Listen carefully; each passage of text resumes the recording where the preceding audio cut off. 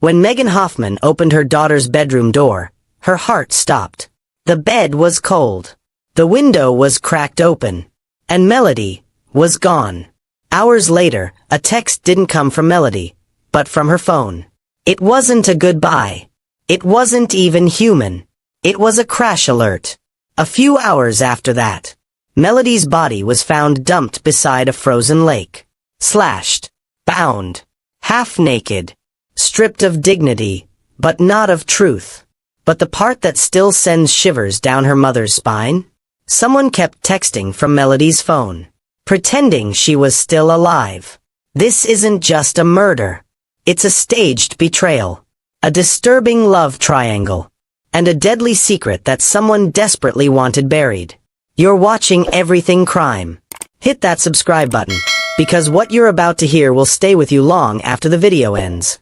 Melody Hoffman was only 20 years old when her life was cut short in a way no one could have imagined.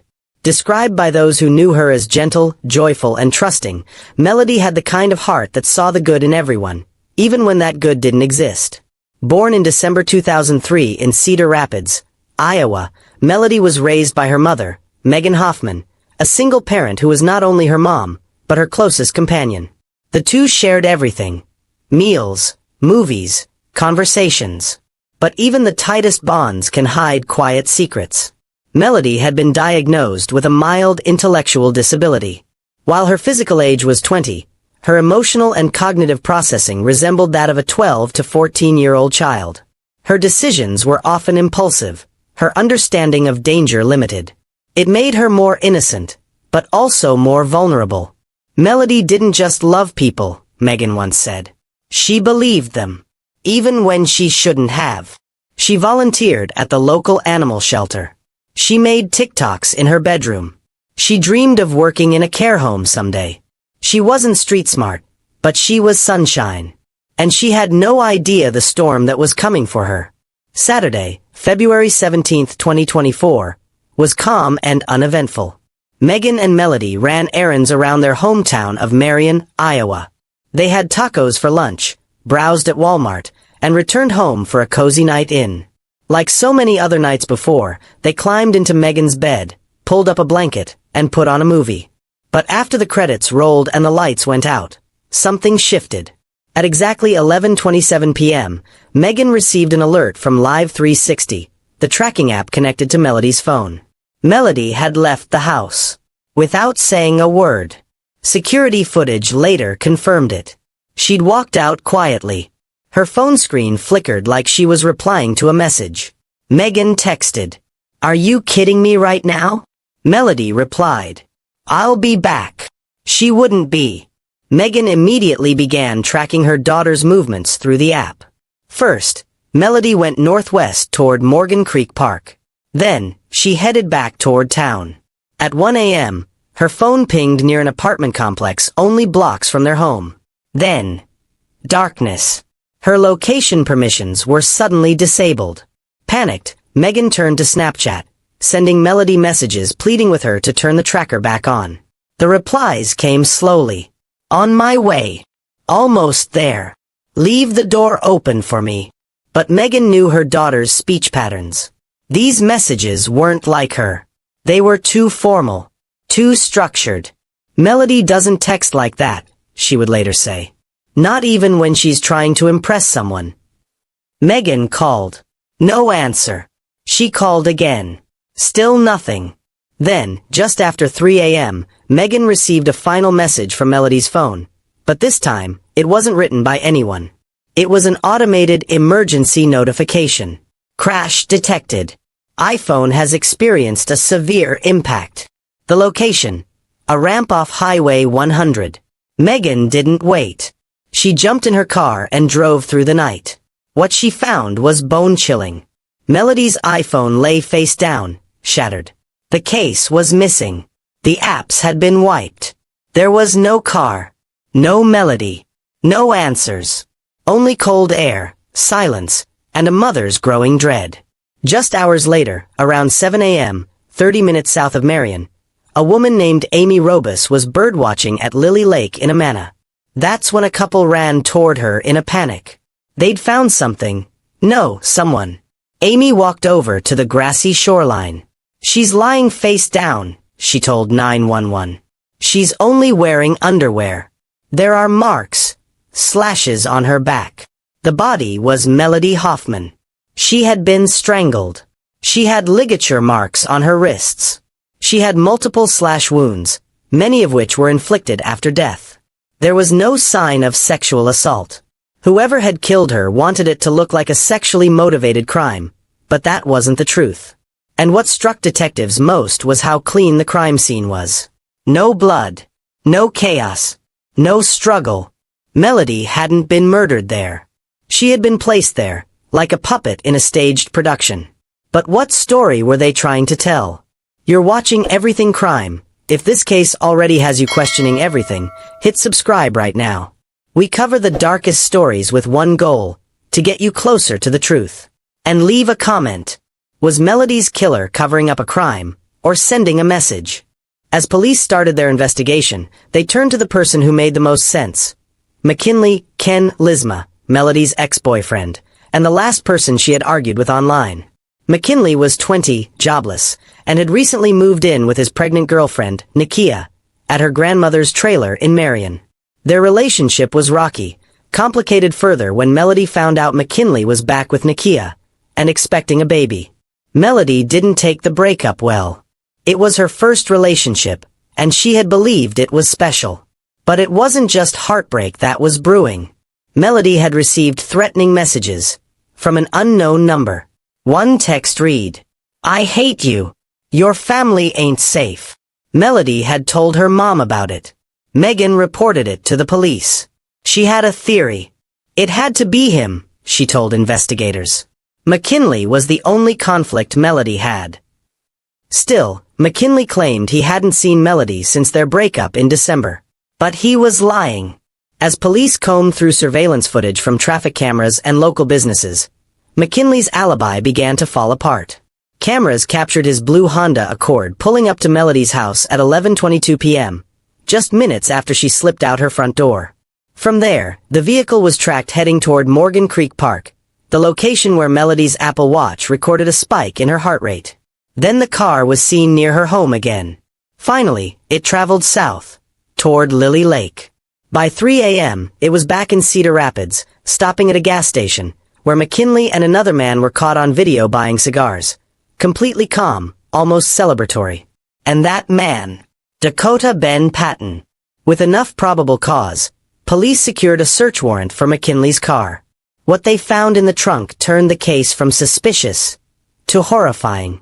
Inside a large plastic bag were a pink shirt, soaked in blood, a pair of black leggings Melody often wore, the band from her Apple Watch, stained and torn, a broken phone case, several pairs of gloves, purchased hours before at Walmart, duct tape with strands of Melody's hair, and one final item, a piece of paracord, believed to be the murder weapon. Also recovered from the front of the car was a machete, still tucked near the driver's seat. And police weren't finished. McKinley's Walmart receipt from the night of February 17th included 3 machetes, gloves, duct tape. This wasn't random. This was planned. And the question shifted from who to why. Do you believe McKinley acted alone, or was he just a pawn in something even darker? Tell us in the comments. And don't forget to subscribe to Everything Crime. Faced with overwhelming evidence, McKinley finally cracked. He asked to speak to detectives again. This time, he had a new story. McKinley admitted that he did see Melody that night, but claimed he hadn't planned to hurt her. He said Dakota Patton, the friend seen with him on the Walmart footage, had come along unexpectedly. According to McKinley, Dakota had overheard Melody talking about buying him a PlayStation 5 and assumed she had money. He kept whispering stuff, McKinley said. Then he pulled out a gun and told me to tie her up. McKinley said Dakota forced him to use the duct tape. Melody was crying, asking what was going on. McKinley insisted he didn't know. He claimed Dakota hit her, stole her phone, and turned off her location access. He even said Dakota was the one texting Megan, pretending to be Melody, so she wouldn't come looking too soon. The final drive, according to McKinley, ended at Lily Lake. There, he sat in the car while Dakota took Melody away. "I didn't see what he did," he said, his voice shaking. "But I knew." Police were skeptical. If he was innocent, why didn't he call for help? Why go buy cigars after dumping a body? And most damning, if Dakota had a gun, why was only Dakota's DNA found on the weapons, but not McKinley's? There was another twist. That Walmart receipt, it showed 3 machetes, not 2. Surveillance footage confirmed it. McKinley and Dakota weren't alone. A third man was with them. His name, Logan Kimpton, 18 years old, a friend of both. When police questioned him, Logan said something shocking. "We planned it," he said.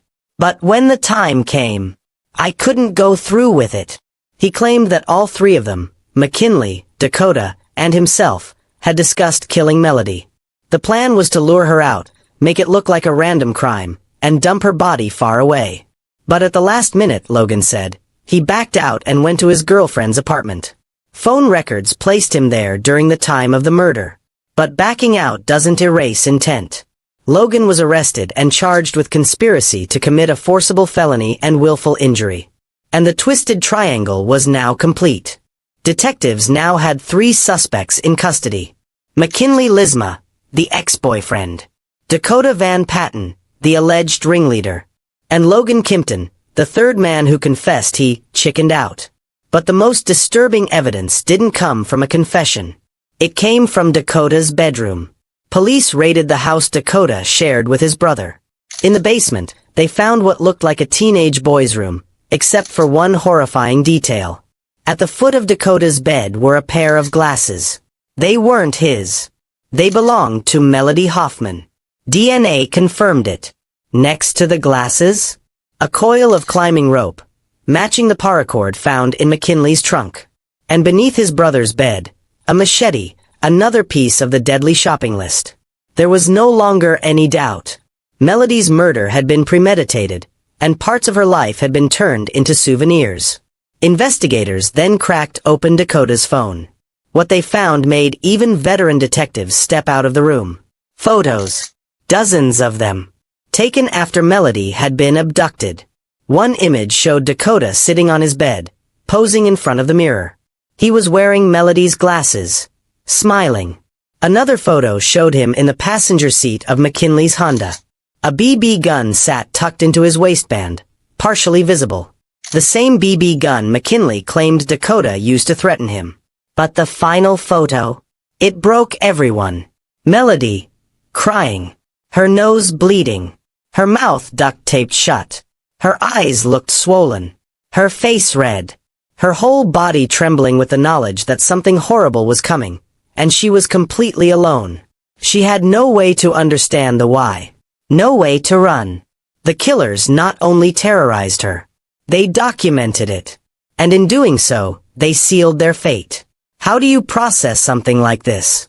If you saw a photo like that, what would you do? Drop your thoughts in the comments below. There was one more secret in Melody's life, one she may not have even fully understood herself. The autopsy confirmed it. Melody was pregnant. Newly, likely just a few weeks along. The pregnancy came as a shock to everyone, especially her mother. Megan had no idea. None of Melody's friends knew either. So who did? And could that knowledge be what triggered her murder? Prosecutors later revealed that McKinley's girlfriend Nikia was also pregnant. She had given McKinley an ultimatum. Her or me. McKinley chose Nikia. But the prosecution argued that Melody's pregnancy may have thrown that decision into chaos. He might have felt trapped, his future slipping through his fingers. So they argued he planned to erase it. And Melody. Digital evidence helped tie everything together. On the night of the murder, McKinley searched for both Morgan Creek Park and Lily Lake on his phone, hours before he picked Melody up. He looked up face coverings, gloves, machetes, and searched for how long can duct tape restrain someone. This wasn't panic. It wasn't fear. It was premeditation. Walmart receipts showed the exact weapons were purchased the night Melody died. Traffic footage showed the movements of all 3 men. And yet, McKinley insisted he didn't kill her.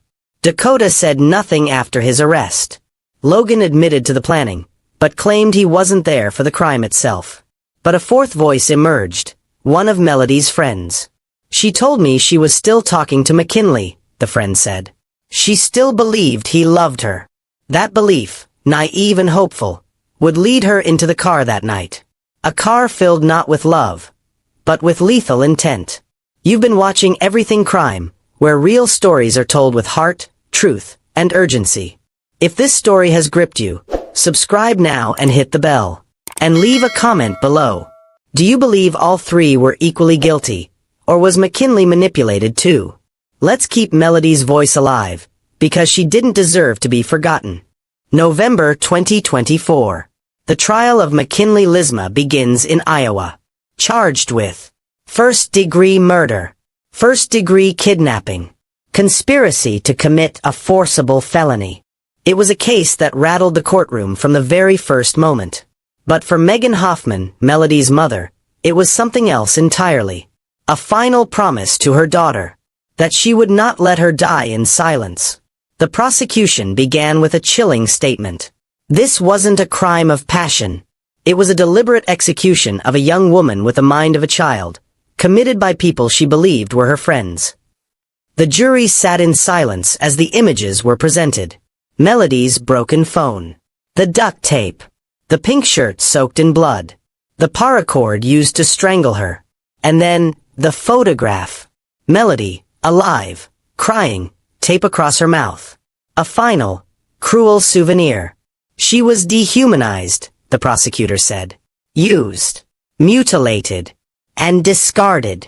Then came the motive. Melody, the prosecution argued, was pregnant. So was Nikia, the other girlfriend. Both believed McKinley was the father. The evidence was thin on whether McKinley knew about Melody's pregnancy. But prosecutors suggested that if he did know, and if Melody had threatened to go public, he might have seen her as a threat to his new life with Nikia. Especially with the pressure Nikia put on him. He had to choose, Nikia testified. I told him it was me or her. She said she found out Melody was still calling McKinley. She was furious. And when she gave him the ultimatum, he chose her. At least, that's what he said. But behind closed doors, he was still texting Melody. Still manipulating her. Still luring her in. And Melody believed him. McKinley's defense attorneys pushed a different narrative. They argued that Dakota Van Patten was the real killer. That McKinley had been threatened with a weapon. That he had no choice but to go along. This was a horror he couldn't stop, his lawyer said. And when it was over, he was too afraid to speak. They pointed to the lack of DNA linking McKinley to the actual weapons. To the confession that Logan Kimpton had helped plan the attack. To the claim that Dakota was the one texting Melody's mother from her phone. But prosecutors had something more powerful than rebuttals. Intention. Internet searches. Walmart purchases. The car's location. The duct tape with his fingerprints. And the photo of Dakota, smiling in Melody's glasses, taken inside McKinley's car. They were both there. And Melody never stood a chance. When it was Megan Hoffman's turn to speak during sentencing, the entire courtroom held its breath. She didn't cry. She didn't scream. She spoke like a mother standing in the ashes of everything she loved, but refusing to let her daughter's voice disappear. Melody trusted you, McKinley. She let you into our home. I gave you rules, every single one of them designed to protect her. And you broke every last one. She turned to face him. You messed with the wrong mama. And the wrong daughter. Because Melody's story won't end in silence. Not while I'm alive. The room was still. Even the defense team looked shaken. If you were on that jury, how would you rule? Was McKinley a cold-blooded killer? Or a coward who let evil happen? Comment below. But just when the jury thought they had all the facts, a new twist emerged. During cross-examination, Nikia admitted something stunning. She wasn't sure McKinley was the father of her baby. They hadn't done a DNA test. And DHS had conducted paternity screenings after the birth that excluded another man. But McKinley had never been tested. So why does that matter? Because if Melody's baby wasn't his either, Then the theory of a man trying to cover up dual pregnancies starts to fall apart. Was it never about the baby? Was it always about control? Prosecutors held firm. Even without proof of paternity, they argued, McKinley was caught between two women. One gave him an ultimatum. The other gave him love. And he chose violence. The jury deliberated for just over an hour. When they returned, the courtroom filled with quiet dread. We the jury find the defendant, McKinley Lizma, guilty of murder in the first degree, guilty of kidnapping in the first degree, guilty of conspiracy to commit a forcible felony. A mandatory life sentence without the possibility of parole. He showed no emotion. But in the gallery, Megan Hoffman finally exhaled. It's a long road to justice, she said, standing outside the courthouse. But we're walking it. For Melody. And we're not done yet. While McKinley Lizma's courtroom drama ended with a life sentence, Dakota Van Patten, the man McKinley claimed was the real killer, was still waiting in silence. Charged with first-degree murder, first-degree kidnapping, conspiracy to commit a forcible felony. Dakota refused to testify, refused to speak to police after his arrest, refused to issue a statement. His silence spoke louder than anything else. It was chilling. And prosecutors believe that silence is calculated. They claim Dakota believed he'd get away with it. That if he just shut up, the evidence might not stick. But the physical evidence in his bedroom told a very different story. Melody's glasses, at the foot of his bed. The paracord rope, matching the one found on Melody. A machete under his brother's bed. A photo of him wearing Melody's glasses. And that devastating image of Melody with duct tape over her mouth. Forensic experts said it was trophy behavior. He kept pieces of her. As if Melody wasn't a person, but something to own. To control. To destroy. And still, Dakota Van Patten said nothing. His trial is scheduled for March 2025. But the world is already watching. Of the three accused, Logan Kimpton was the youngest, and the only one who spoke without being pressed. Logan confessed that he was there the night they bought the weapons. He said he knew what was going to happen. And when the moment came, he chickened out. We planned it, he told investigators. But I didn't go through with it. He claimed to be at his girlfriend's apartment at the time of Melody's murder. And GPS data from his phone supported that. But prosecutors didn't let him off the hook. They charged him with conspiracy to commit a forcible felony, willful injury. Because even if he didn't swing a weapon, even if he didn't tie the duct tape, Logan helped build the stage Melody was killed on. And in the eyes of the law, he helped plan a murder. His trial was scheduled for December 2024, but it's now been pushed to April 2025. What happens to Logan could change how accomplice liability is viewed in this generation of crime, where planning is often done over texts, meme chats, and Snapchat streaks. If this case has you questioning the true roles of the three men involved, drop your thoughts in the comments. Was Logan just a coward? Or a quiet conspirator? Even after McKinley's conviction and Logan's confession, one question remained. Who really wanted Melody Hoffman dead? Prosecutors believed it was McKinley. That he was overwhelmed by pressure. 2 pregnancies, 1 ultimatum, and no job. They said he wanted one life to move forward with Nakia. And Melody didn't fit that plan. But others, including many in Melody's family, aren't so sure. Some believe Dakota Van Patten was the actual mastermind, that he preyed on McKinley's weakness and orchestrated the murder as a test of loyalty, thrill, or out of sheer violence.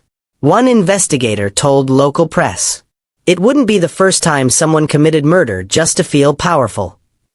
There were no confirmed messages from Dakota discussing Melody in advance. But the fact that he kept trophies, took photos, and said it had to be done, speaks volumes. Was this a love triangle gone wrong? Or a case of manipulation layered over manipulation? The digital trail points to McKinley. But the darkness in Dakota's silence still leaves people unsettled. Megan Hoffman has not stopped fighting. Since her daughter's murder, she's spoken at rallies, community vigils, and school forums. telling Melody's story not as a crime statistic, but as a girl who trusted too much in a world that didn't deserve her. She was vulnerable. She was kind. And she never saw this coming. She's been public about Melody's intellectual disability, not as a label, but as a warning. Because kids like Melody, they're everywhere. And when they trust the wrong person, the consequences can be fatal. Megan has called for better protections, education about digital manipulation, and laws to ensure young adults with cognitive impairments are better supported. If Melody had lived, she said, I know she'd be helping people today. So now, I'll do it for her. Hit subscribe, share this video, and comment below. Who do you believe is truly responsible for Melody's murder? The trials may be ongoing, but the damage done by Melody's murder has spread like a shockwave across Marion, Iowa, and beyond. In a town where everyone once felt safe, fear has settled in. Not fear of strangers, but of people you think you know. Friends, classmates, exes. The boy next door who texts at midnight with just one more thing to say. Melody's story wasn't a random crime. It wasn't a burglary gone wrong. It wasn't about money. It was about manipulation, obsession, control, and what happens when someone's life is weighed against another person's convenience. Her family described her as trusting to a fault. She was open-hearted in a world built to hurt people like her. It's not just about punishing the killers, Megan said. It's about asking why this keeps happening, and what we're doing to stop it. Today, Melody's law is being drafted by advocacy groups in Iowa, designed to create more protections for cognitively vulnerable adults, especially those who use dating apps, rideshare platforms, or location-based messaging tools. Because Melody was doing what most 20-year-olds do. She fell in love. She trusted someone who showed her attention. She thought she was safe. And she died for it. But her legacy will not be the duct tape. It won't be the photo of her crying. It won't be the text that came from her phone, after she was already gone. Her legacy is this: a girl who was kind in a world that wasn't. And now, we know her name. And we'll never forget it. If you've watched until this moment, I want to hear from you. What's the one thing you think society missed before Melody was killed? Drop your comment below. There's one last piece of this puzzle. One final detail that prosecutors, investigators, and Melody's own family can't explain. In the weeks before her death, Melody had told one of her friends that she was talking to someone new. Someone she didn't want her mom to know about. The name was never shared. The phone number, never found. But when detectives pulled up McKinley's message history, something strange happened. There were gaps. Deleted threads. Phone records that couldn't be fully recovered. To this day, there's a sliver of doubt. Was McKinley the only one she was meeting that night? Or was there someone else? Someone who never showed up in court. Someone still out there. The crash alert came from her phone. But what triggered it? Did she try to fight back? Was there another vehicle? Was someone else driving when the phone hit the pavement? These questions may never have answers. But what we do know is this. Melody Hoffman trusted the wrong people. And they turned her trust into a weapon. This has been the story of Melody Hoffman, a young woman with dreams, with love in her heart, with a future stolen. Her life didn't end when the tape was placed over her mouth. It ended the moment the people she believed in made a choice. To see her as a problem, not a person. At Everything Crime, we tell the stories others are afraid to. We bring the names back, the faces, the hearts, and we will never stop telling the truth, no matter how dark it gets. Thank you for walking this journey with us. Subscribe, comment, share, and let Melody's story be a light for someone else who still has time to be saved.